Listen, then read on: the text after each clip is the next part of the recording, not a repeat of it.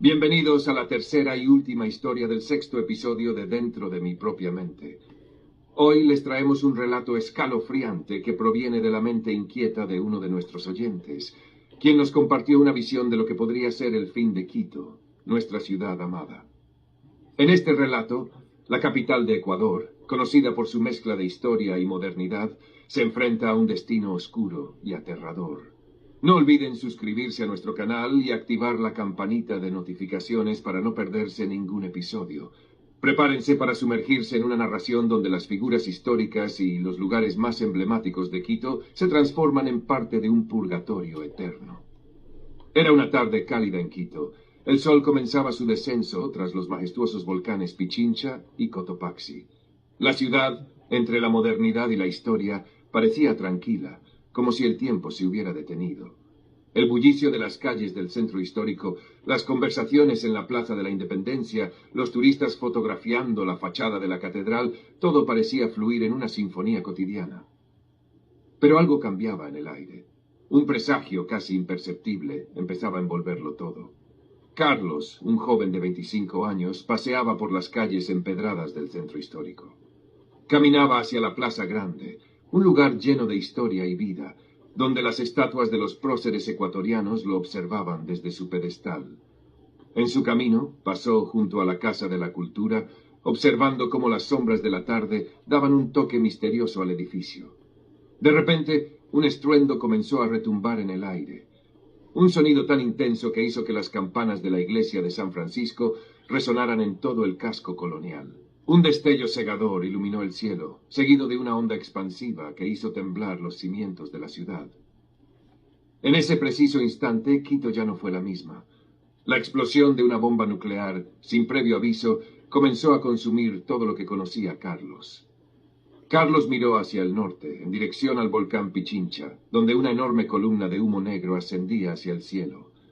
La Plaza de la Independencia, siempre llena de turistas y locales, se convirtió en un caos. El sonido de cristales rotos, los gritos de las personas y el crujir de las estructuras se mezclaban con el retumbar de la tierra.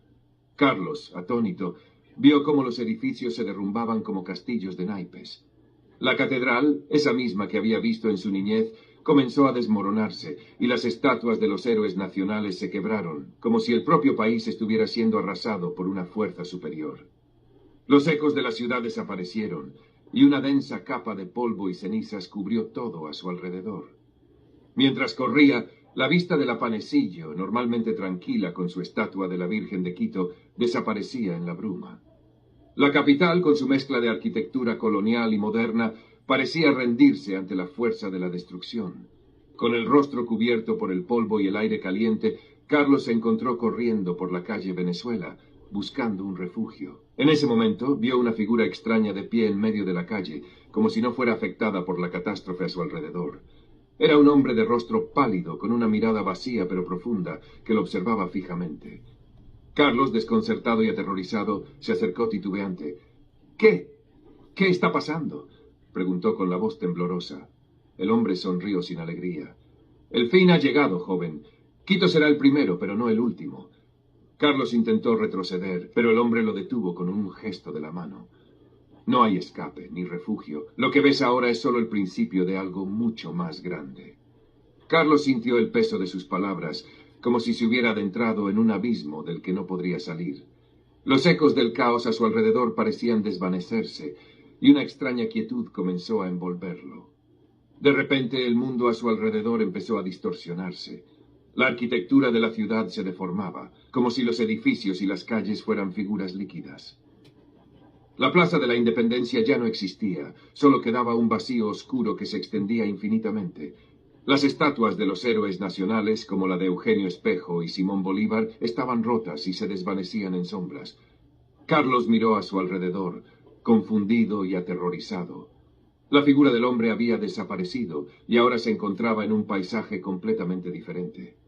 La ciudad de Quito, que una vez conoció y amó, ya no existía. En su lugar había una versión distorsionada y espectral de la capital, llena de sombras errantes y figuras sollozantes. De entre las sombras emergieron figuras que Carlos reconoció al instante.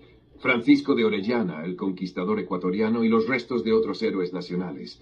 Todos ellos estaban atrapados en esta distorsión temporal, condenados a vagar sin rumbo en un purgatorio eterno.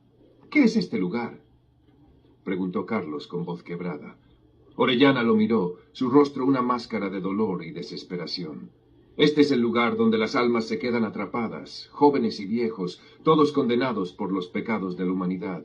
Quito, como muchos otros lugares, ha caído en la oscuridad. Carlos intentó hablar, pero algo en su interior le decía que ya no podía. En ese momento, la figura del hombre apareció nuevamente, esta vez más cercana, como si se hubiera materializado de la niebla.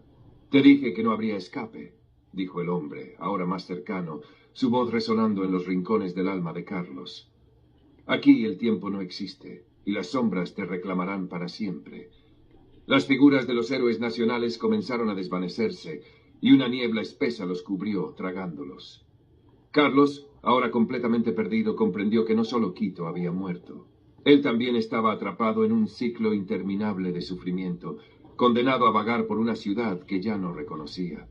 Y así, Quito se transformó en un reflejo del infierno, un purgatorio donde las almas de la ciudad y de su gente, pasadas y presentes, permanecían atrapadas, condenadas a pagar el precio de un pecado del que nunca podrían escapar.